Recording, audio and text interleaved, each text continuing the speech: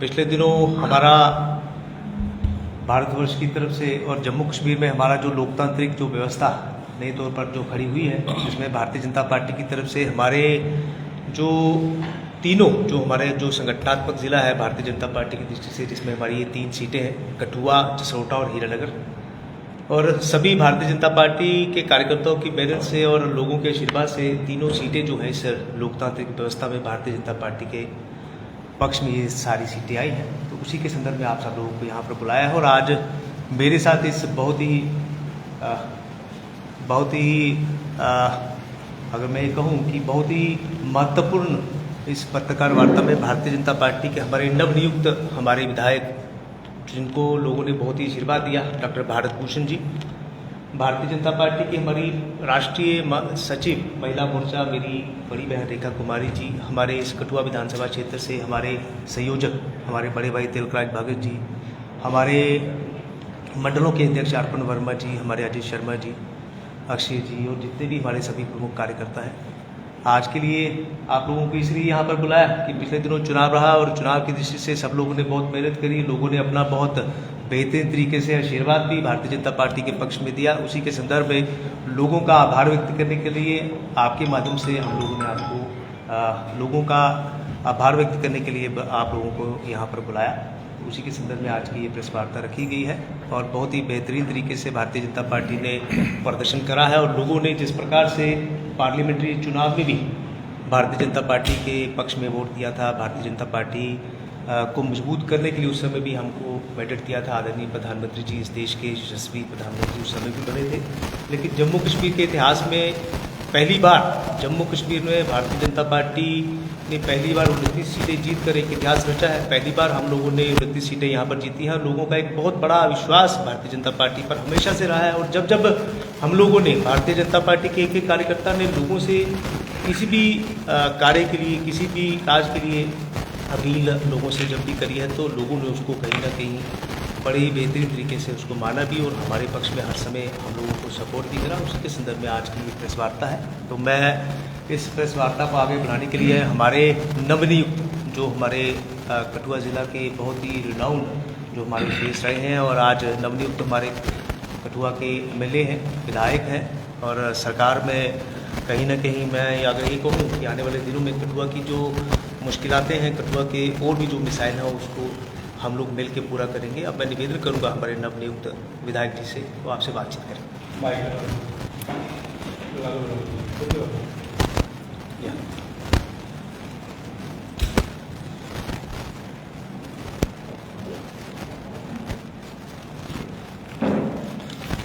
धन्यवाद। गोपाल महाजन जी हमारे district president हैं और जैसा प्रेसिडेंट साहब ने बताया कि हमारे साथ बैठे हैं मेरी बड़ी बहन आदरणीय रेखा कुमारी जी जो सेक्रेटरी हैं नेशनल वुमेन मोर्चा की, बीजेपी की, हमारे सीनियर वाइस प्रेसिडेंट और संयोजक हमारी असेंबली कॉन्स्टिट्यूंसी के तिलकराज भगत साहब, अक्षय भारती जी, हमारे सुलातिया साहब बैठे हैं और हमारे मंडल प्रधान बैठे हैं अर्पण वर्मा जी, अजय जी, राहुल जी तो आज बाहर हैं और बाकी हमारे सारे नेता और सारे मीडिया बंधु, आप सभी को मेरा नमस्कार है। तो आज आप सभी को पता है कि हमारा फर्स्ट को पोलिंग डे था और 8 को रिजल्ट निकले थे और 8 को रिजल्ट है। आप सभी को पता है कि रिजल्ट जो तीनों हमारी असेंबली कॉन्स्टिट्यूंसी थी, हीरानगर, जसरोटा और कठुआ, तीनों को लोगों ने भरपूर आशीर्वाद दिया और आज आप सभी लोगों को इसलिए बुलाया कि मैं पर्सनली अपनी तरफ से आप सभी का, कठुआ की जनता का आपके माध्यम से उनका शुक्रिया अदा करूँ कि जिन्होंने भारी बहुमत से बीजेपी को यहाँ कठुआ में जिताया है और मेरे लिए उनका धन्यवाद करने के लिए मेरे पास कोई शब्द नहीं है। उन्होंने अपने बेटे को, कठुआ के बेटे को, मैंने अपने कैंपेन में भी कहा था कि अपने बेटे को उन्होंने वोट डालना है, तो उन्होंने भरपूर आशीर्वाद दिया और इसी की बदौलत आज मैं जहाँ एमएलए इलेक्टेड हुआ हूँ। इसके लिए मैं हम सभी का, हमारे बुजुर्ग, महिलाएं, मातृशक्ति सारी और नौजवान साथी, उन सभी का शुक्रिया अदा करता हूँ। उनकी वजह से मैं आज असेंबली में पहुँच पाया हूँ। उसके साथ साथ मैं अपने मीडिया बंधुओं का भी शुक्रिया अदा करता हूँ कि जिन्होंने टाइम पे हमारी जो कैंपेनिंग चल रही थी उसको लोगों तक पहुँचाया, हमारे पॉलिसी और प्रोग्राम्स को लोगों तक पहुँचाया, हमारे मैसेज को, और लोगों तक कहीं ना कहीं वो मैसेज पहुँचा। और उसी का नतीजा है कि आज हमारी तीनों सीटें जहाँ से हम जीते हैं, कठुआ, जसरोटा और हीरानगर से। और मैं आपके माध्यम से ये कहना चाहता हूँ कि कठुआ की जनता ने जो विश्वास जताया है, मैं उस पर पूरा उतरने की कोशिश करूँगा और अपनी तरफ से पूरी कोशिश करेंगे कि जो उनकी उम्मीदें हैं, आकांक्षाओं पे मैं पूरा उतरूँ, और जो भी हमारी कठुआ की डिमांड्स होंगी हम सारे मिलजुल के उन डिमांड्स को हल करने की कोशिश करेंगे और पूरी निष्ठा के साथ मैं काम करूँगा। डॉक्टर साहब, आपने बताया कि कठुआ के बेटे को जो है भारी बहुमत से लोगों ने जिताया। आज कठुआ की बेटियों पर ही जो है लाठी का बस्ती की, तो उसको आप किस तरह से देखते हैं? कोई भी नेता जो है बाहर नहीं है, ना तो अपनी पार्टी का नेता भी बाहर है। नहीं, मेरे से ज्ञान में नहीं है। कहाँ हुआ जी? आज पूरे शहर में जोरदार प्रदर्शन किया स्मार्ट मीटर्स के विरोध में जनजागृति मंच द्वारा। अगर ऐसा अगर कहीं बेटियों पे प्रदर्शन हुआ तो मैं उसकी कंडेम करता हूँ उसको, और जिसने भी किया है वो गलत किया है, मेरे से ज्ञान में नहीं है। लेकिन जहाँ तक स्मार्ट मीटर्स की बात है, मैं प्रेसिडेंट साहब को ये बता रहा था कि पिछले कल हम सभी जो इलेक्टेड एमएलए हैं बीजेपी के, उनकी मीटिंग थी पार्टी मुख्यालय में। वहाँ भी हम सभी एमएलए ने ये मसला उठाया, क्योंकि बाकी जगह भी ये मसला चल रहा है। तो सभी ने ये कहा कि कलेक्टिवली हम इसके खिलाफ आवाज़ उठाएंगे कि, और गवर्नमेंट जैसे बनती है उनके नाज में लाएंगे। चीफ मिनिस्टर को मिलने की अगर जरूरत पड़ी उनको भी मिलेंगे, और कंसर्न मिनिस्टर को मिलेंगे, उनको बताएंगे कि कैसे इसको एड्रेस करना है इस इशू को। और जहाँ मैंने पर्सनली एक्शन जो पीडीडी है उनको भी अभी मैंने कहा कि आप इसको इमीडिएटली बंद करें जब तक कि गवर्नमेंट से कोई आपको नहीं आता। तो उन्होंने भी कहा कि मैं उसको स्लो डाउन करता हूँ इस पर। मैंने कहा स्लो डाउन नहीं करना, इसको इमीडिएटली बंद करो, जैसे फिर आगे करना होगा वो हम बताएंगे, जैसे गवर्नमेंट कहेगी। गवर्नमेंट को हमें मिलने दो पहले, उसके बाद उसका देखा जाएगा।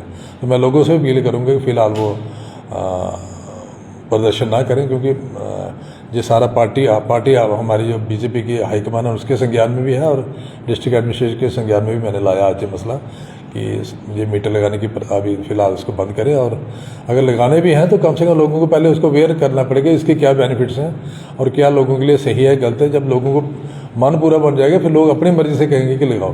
पहले आप उनको मोटिवेट भी नहीं कर पा रहे हो, प्रॉपर्ली अवेयर भी नहीं कर रहे हो कि क्या चीज़ है, उसका क्या आउटकम है। वो मैंने उनको कहा अवेयरनेस पार्ट आप कर सकते हो, लेकिन अभी लगाओ नहीं। तो कठुआ विधायक आप खिलाफ है ना स्मार्ट मीटर्स के? मैं कह रहा हूँ कि खिलाफ, मैं कह रहा हूँ कि ये गवर्नमेंट के संज्ञान में हम सारे लाएंगे एमएलए, तो गवर्नमेंट से मिल के बैठ के सारा हम बताएंगे कि ये क्या करना है, फिर गवर्नमेंट डिसाइड करेगी कैसा करना है। लेकिन एज ए अभी इंस्टॉल करने का मैंने कहा कि उसको फिलहाल बंद करें। जिस तरह से लाठियाँ बरसी गई लोगों पर, जिन लोगों को अरेस्ट किया गया, तो क्या कठुआ विधायक जाएंगे पुलिस स्टेशन, बात करेंगे उन लोगों के लिए, क्योंकि वो भी कठुआ की जनता है, वो भी आप ही के वोटर हैं। मैं अगर वहाँ पुलिस स्टेशन में ले गया लोगों को, मैं अभी प्रेस कॉन्फ्रेंस के बाद डीसी साहब से बात करूँगा, जो भी है उनको इमीडिएटली रिलीज करवाएंगे।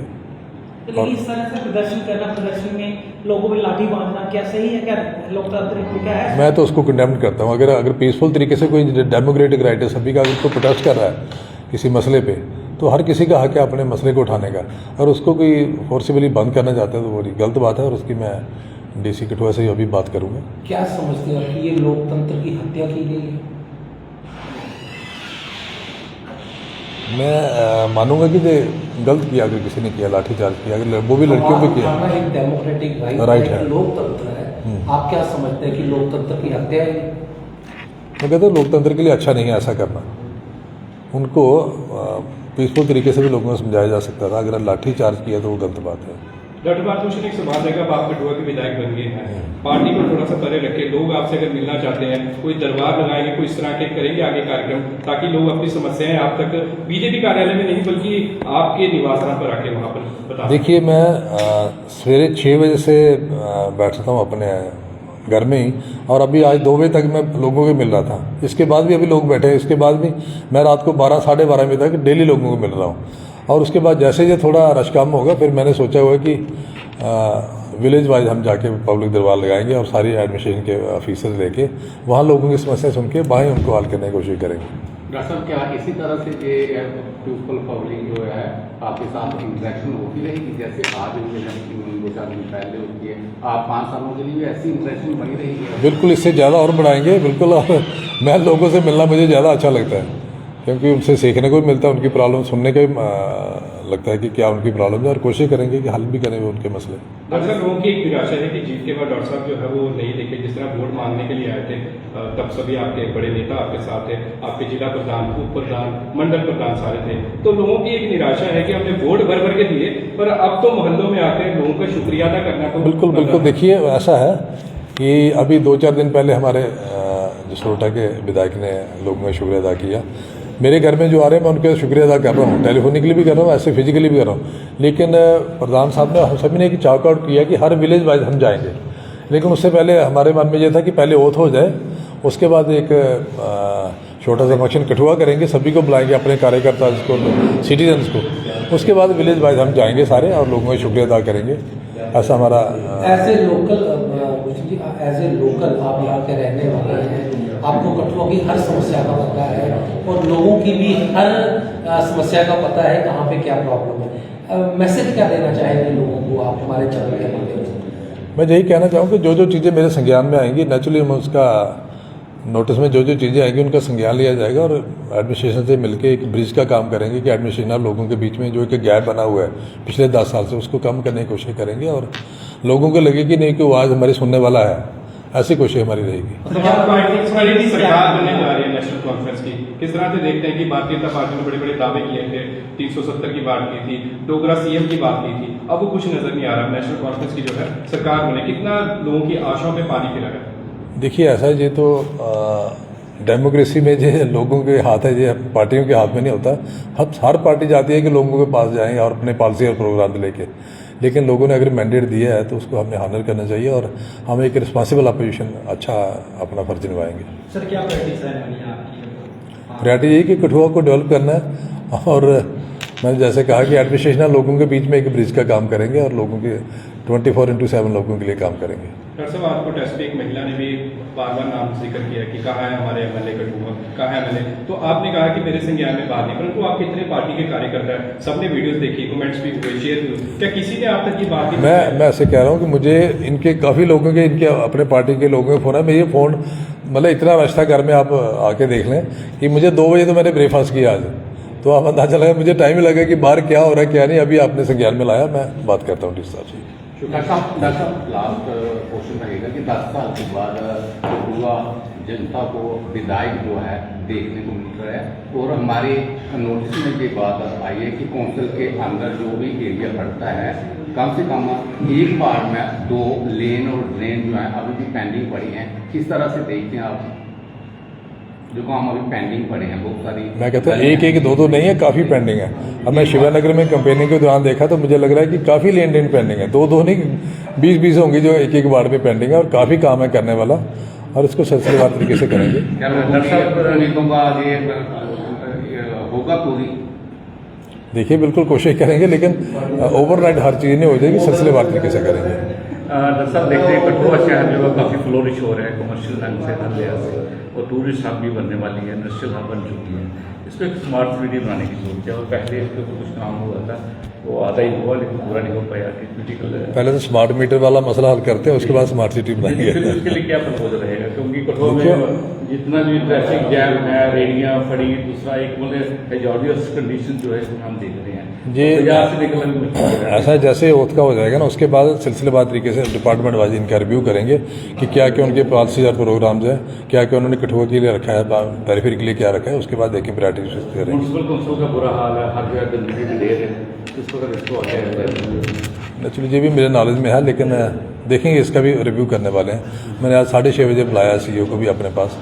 सर, नशे की अगर बात करें तो युवा हम देख रहे हैं लगातार नशों की ओर बढ़ रही है, तो क्या प्रायोरिटीज रहने वाली हैं नशे के खिलाफ? देखिए वो कोशिश करेंगे हमारे जितने भी इसके स्टेक होल्डर हैं उनको एक्टिवेट करके, जो डिपार्टमेंट की एजेंसी है उनको करके कि लोग जो हमारे नौजवान हैं उनको उस तरीके से दोबारा सोसाइटी में लाया जाए और जो नशे की लत जिनको लग गई है उनको प्रॉपरली रिहेबिलिटेट करने के लिए सोचेंगे। क्या मैसेज देना चाहिए प्रेस वार्ता के माध्यम से आप युवाओं के लिए? मैं उनको की तरफ ध्यान दें और लाइफ बड़ी सुंदर है, लाइफ में और बड़ी चीज़ें करने वाली और बड़ी इंसानी जो जन्म है बड़ी देर मुश्किल से मिलता है, इसको व्यर्थ में ना जाने दें और पूरा इसका अपनी जितने भी अपनी पोटेंशियल है उसको नेशन बिल्डिंग में लगाएं।